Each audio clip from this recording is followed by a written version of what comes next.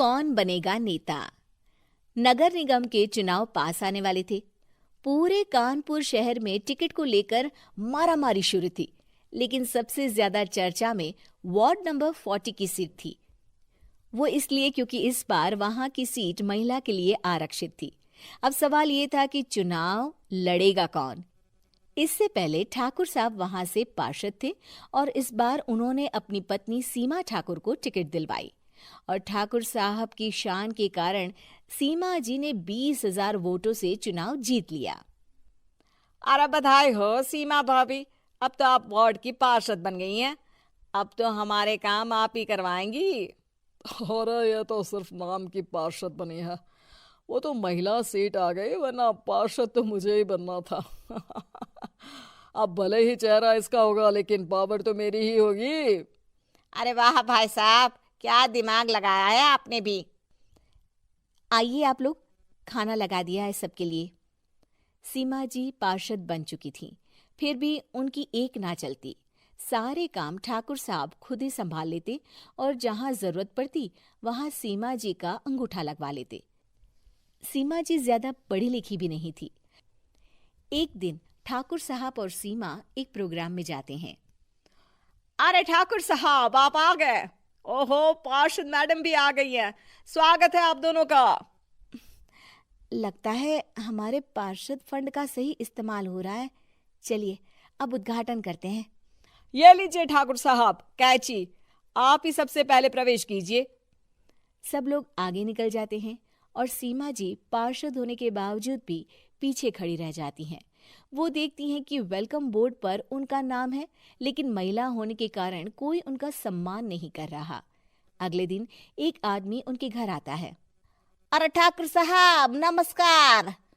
कल ना हम नोटिस किए कि हमारा घर तो अवैध है और नगर निगम वाले उसे तोड़ने आ रहे हैं। अरे कुछ कीजिए ना ठाकुर साहब। देखो भाई, मैं तो ज्यादा कुछ कर नहीं सकता, पर अगर तुम सबकी जेब गर्म कर दो तो कुछ हो सकता है। कुल मिलाकर 4 लाख लगेंगे। अरे 4 लाख ठाकुर साहब? अरे भाई, मैं अपने लिए नहीं मांग रहा हूँ। दरोगा है, इंजीनियर बाबू है, बड़े साहब है, सबको देना पड़ता है ना थोड़ा थोड़ा। बोलो है मंजूर? तभी वहां अचानक सीमा जी आ जाती हैं। अरे ये आप क्या कर रहे हैं? पहले इन्हीं लोगों से तो आपने वोट मांगे, अब इनसे ही पैसे ले रहे हो। अरे चुप रहो तुम, तुम्हारा काम है सिर्फ अंगूठा लगाना, तुम वही किया करो। मुझे दूसरे काम तुम मत सिखाओ, समझी? और तुम ना जाओ, अब पैसे लेकर आओ, वरना जेसीबी किसी भी वक्त आती होगी। सब कुछ ऐसे ही चलते रहता है।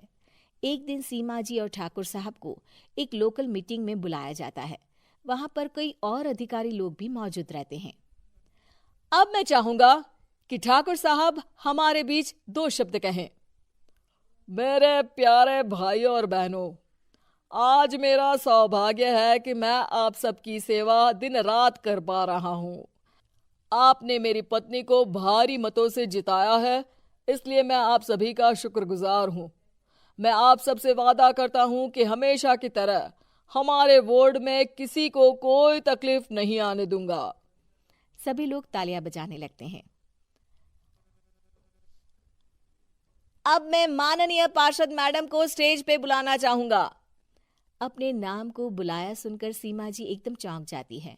उन्हें बिल्कुल उम्मीद नहीं थी कि इतनी बड़ी जगह उन्हें मंच पर बुलाया जाएगा। जैसे तैसे वो मंच पर चढ़ती हैं।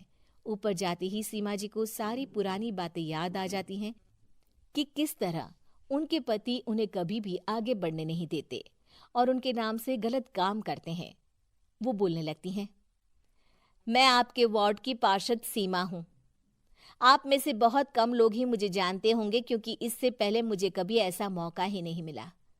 सारे मौके मेरे पार्षद पति यानी आपके ठाकुर साहब ही लेते रहे, लेकिन आज ये मौका मुझे मिला है तो मैं इसे ऐसे ही नहीं जाने दूंगी। मैं आपको ये बताना चाहती हूँ कि आपके ठाकुर साहब मेरे नाम की आड़ में गैर कानूनी काम करते हैं, जिस पर अंगूठों के निशान मेरे होते थे। इसीलिए मैं अपनी गलती मानती हूँ और आज अपने पद से इस्तीफा देती हूँ, ताकि आगे से कोई गलत काम ना हो पाए। अब फैसला आप सबके हाथ में है कि आप हमें क्या सजा देना चाहते हैं। सीमा जी की बातें सुनकर ठाकुर साहब के चेहरे का रंग उड़ जाता है और वो शर्म से मुंह नीचा करके वहां से चले जाते हैं और पद से इस्तीफा देकर ही सही सीमा जी अपने आप में आत्मविश्वास महसूस करती हैं।